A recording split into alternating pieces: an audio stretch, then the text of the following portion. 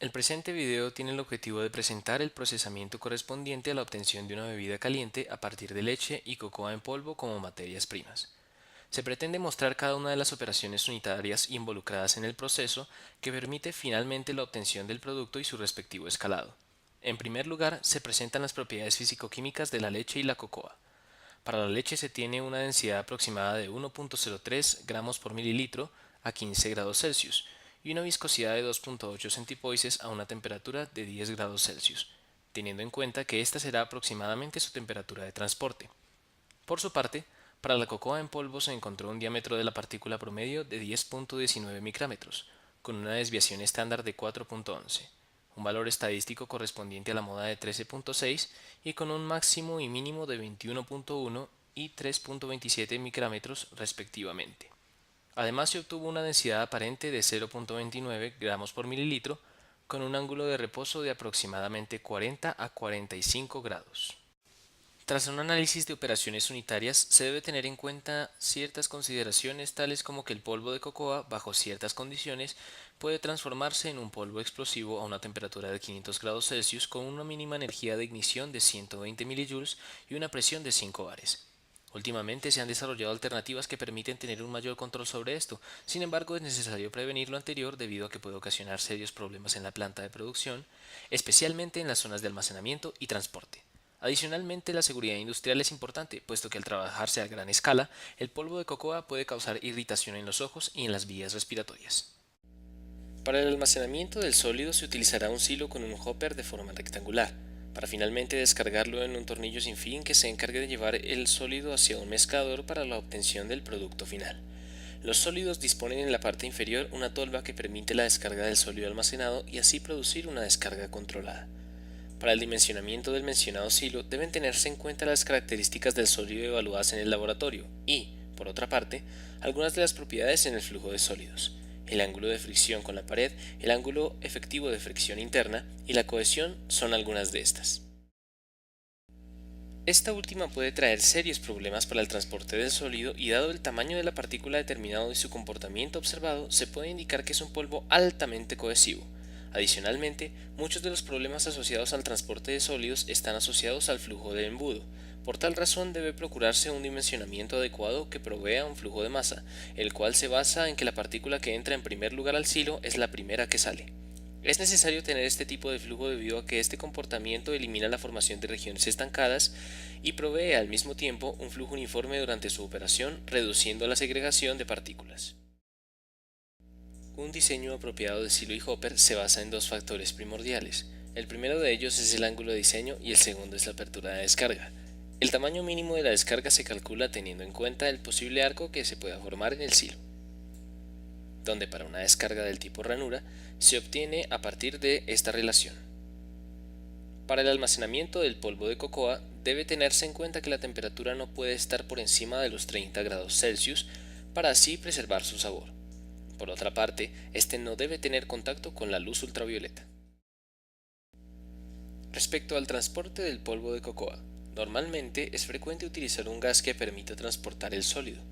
No obstante, debido a que existen numerosos problemas con el polvo de cocoa que puede causar serias afectaciones, se ha decidido utilizar un sistema de tornillo que movilice el sólido desde la descarga de la tolva hasta el mezclador. Para esto es necesario tener en cuenta que con un sistema de tornillos no se debe tener una distancia superior a 10 metros. El transporte por tornillo sin fin es uno de los modos más versátiles y costo efectivos en los cuales es posible realizar el proceso de traslado. Este se debe configurar en un sistema cerrado con el objetivo de que no haya pérdidas de material debido a la posible dispersión del mismo. Este se diseñará de forma horizontal conectando el sitio justo debajo de la tolva y el mezclador. El tornillo frecuentemente es de acero inoxidable y permite tener un alto número de configuraciones, característica que aumenta su versatilidad y utilidad. Una barra de tipo cuadrado se diseña específicamente para manejar sólidos que pueden degradarse, de tal manera que minimiza la cantidad de sólido degradado y posteriormente estancado, logrando minimizar a su vez el daño del equipo. El tornillo a utilizar rota entre 360 y 450 revoluciones por minuto, velocidad que permitiría clasificarle como un equipo lento, pero con la velocidad requerida por la naturaleza del material.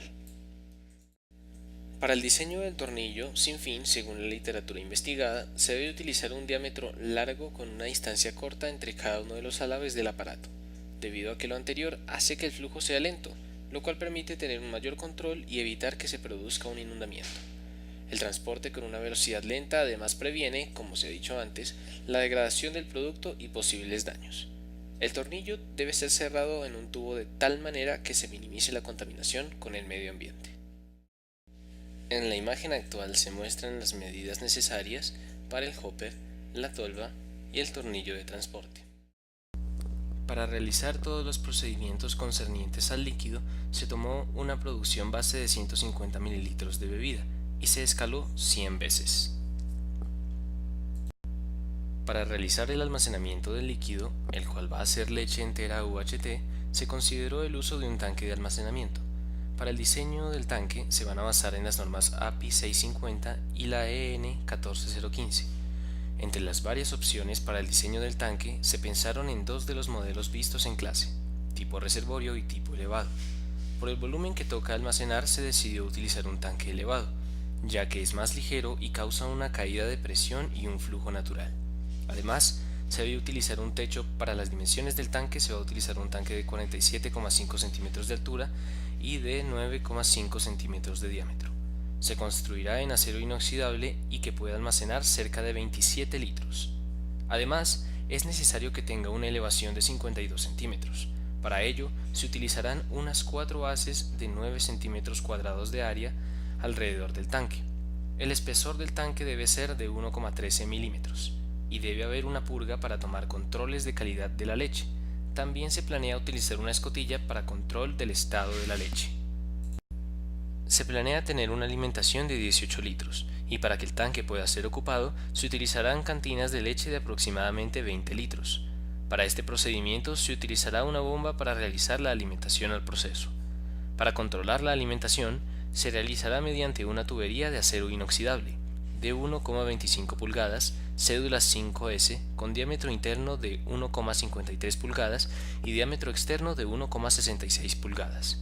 También se colocará una válvula de bola para el control de la entrada del tanque. Para poder realizar un control dentro del tanque se colocará un control de presión y de nivel dentro del mismo, y para controlar la temperatura se colocará una termocupla. Para evitar que se desnaturalice la leche, se planea utilizar una chaqueta de agua alrededor del tanque. Esta chaqueta también se realizará de acero inoxidable, con 2 tuberías de entrada y salida. Para controlar el flujo del agua, se pretende utilizar 2 válvulas de tipo bola en cada una de las tuberías. Para el transporte del líquido, se piensa realizar un sistema de tuberías controladas por válvulas a las entradas. Se piensa utilizar 1 metro de tubería de acero inoxidable de 1,25 pulgadas, cédula 5S, con diámetro interno de 1,53 pulgadas y diámetro externo de 1,66. Para evitar golpes de ariete se planea utilizar 2 centímetros de tubería dentro del tanque para iniciar el proceso de transporte. Se planea utilizar 2 codos de 90 grados y 2 válvulas de control. La primera válvula es de bola, para controlar la salida del tanque por la tubería, y la segunda válvula se planea utilizar una de tipo globo, para controlar el flujo de entrada al mezclador. Se plantea que haya un tramo de tubería horizontal y 2 verticales. Para ello, se planea utilizar 25 centímetros de tubería para el primer tramo vertical, que va desde la salida del tanque hasta el primer codo. Para el segundo tramo se planea utilizar 25 centímetros de tubería, e iría desde el primer codo hasta la válvula de bola y desde el anterior hasta el segundo codo. Este tramo sería horizontal. Para el tercer tramo, que sería el segundo vertical, se utilizaría 50 centímetros de tubería. Este tramo iría desde el segundo codo hasta la válvula de balón y desde esta hasta la alimentación del mezclador. Finalmente, la cocoa y la leche entrarían al mezclador, que les permitiría alcanzar una concentración de 20 gramos de cocoa por cada vaso de 150 mililitros.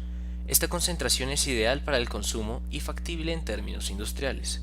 Tras esto, se llegaría a un intercambiador de calor en que se aumentaría la temperatura de la mezcla a 50 grados Celsius, llegando así al producto final deseado.